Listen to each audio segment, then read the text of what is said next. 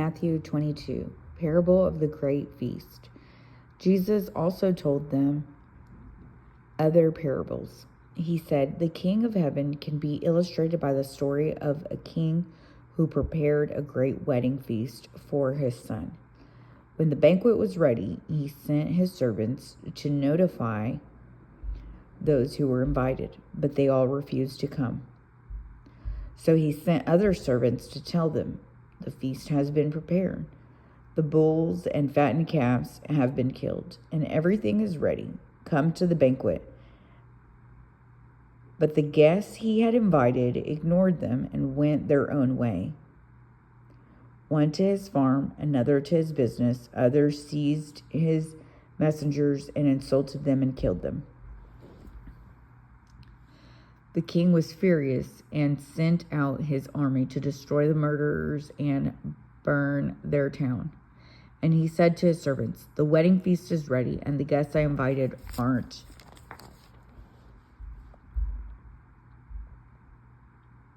worthy of the honor. Now go out to the street corners and invite everyone you see.' So the servants brought in everyone they could find, good and bad alike, and the banquet hall was filled with guests.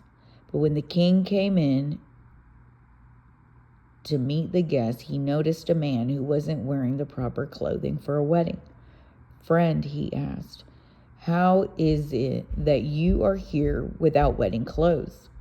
But the man had no reply. Then the king said to his aides, 'Bind his hands and feet and throw him into the utter darkness, where there will be weeping and gnashing of teeth.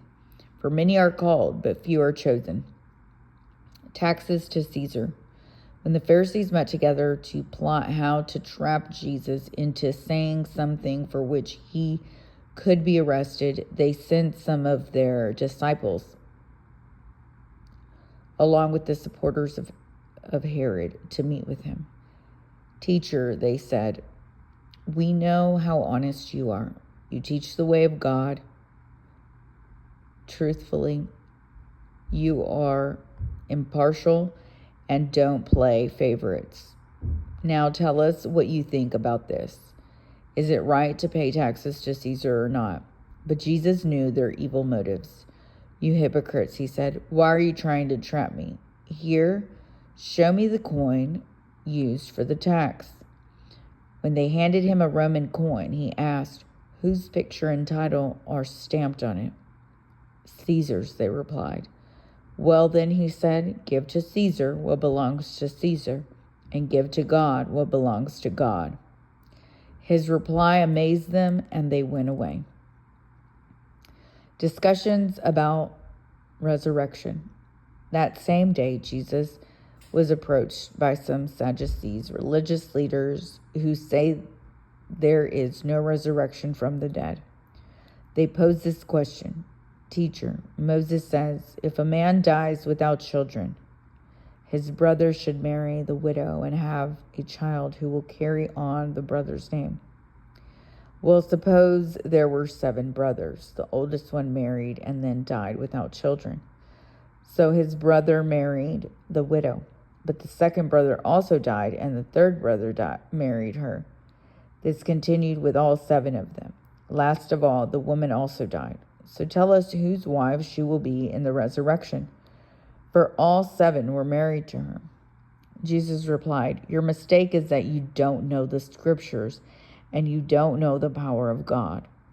For when the dead rise, they will neither marry nor be given in marriage. In this respect, they will be like angels in heaven. But now, as to whether there will be a resurrection of the dead, haven't you ever read about this in the scriptures? Long after Abraham, Isaac, and Jacob had died, God said, 'I am the God of Abraham, the God of Isaac, and the God of Jacob.' So he is the God of the living, not the dead." When the crowds heard him, they were astonished at his teaching. The most important commandment. But when the Pharisees heard that he had silenced the Sadducees with his reply, they met together to question him again. One of them, An expert of religious law tried to trap him with this question: Teacher, which is the most important commandment in the law of Moses? Jesus replied, You must love the Lord your God with all your heart, all your soul, and all your mind. This is the first and greatest commandment. A second is equally important. Love your neighbor as yourself. The entire law and all the demands of the prophets are based on these two commandments. Whose son is the Messiah? Then, surrounded by the Pharisees, Jesus asked them a question. What do you think about the Messiah? Whose son is he? They replied, He is the son of David. Jesus responded, Then why does David, speaking under the inspiration of the Spirit, call the Messiah my Lord?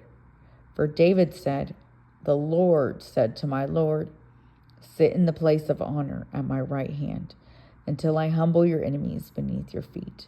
Since David called the Messiah my Lord, how can the Messiah be his son? No one could answer him, and after that, no one dared to ask him any more questions.